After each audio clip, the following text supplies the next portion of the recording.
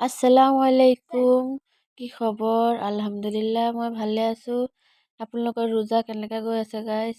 মোৰতো ভালেই গাইজ, একো কষ্ট লগা নাই, ধুনীয়াকৈ পাৰ হৈ আছে। আল্লাহ এনেকৈ চবৰ ৰোজা তাৰাবি পাৰ কৰক। এইফালে মই ইফতাৰ ৰেডি কৰি আছো, খিচুৰি বনাম। এইফালে আজি চিম্পুলকৈ গাইজ পকৰি খিচুৰি, আজি ল'ৰা ৰোজা আছে। এইফালে বনাই আছো, আপোনালোকে বনাই আছেনে? এইফালে মই আজি একেবাৰে বহাই দিছোঁ গাইজ, ভাজি পেলাই। এনে কেতিয়াবা সিজাৰ পিছত বাগাৰ দিওঁ। আজি ধুনীয়াকৈ ভাজি লৈ অলপ এতিয়া পানী দি দিম ধুনীয়াকৈ। এইফালে খিচুৰিখিনি ঢাকি দি এইফালে পকৰিখিনি গুলি ল'লোঁ। এই নৰসিংহ পাত কেইটামান ছিঙি আনি দিলোঁ। এইফালে পকৰি বনাই আছোঁ গাইজ। আজি এনেকৈ অলপ চলপ যোগাৰ কৰিছোঁ।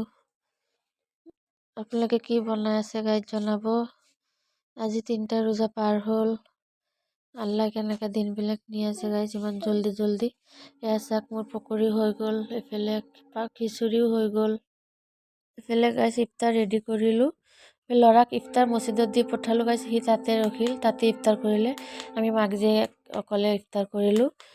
তাৰ আব্বাজন আহে দোকানত ইফতাৰ কৰে, আমি অকলে অকলে। এয়া চাওক ছোৱালীক কৈছোঁ দোৱা অলপ কৰা। মই জিকিৰ চিকিৰ অলপ কৰি পেলাই ইফতাৰ সন্মুখত লৈ দোৱা কৰিলে কবুল হয়।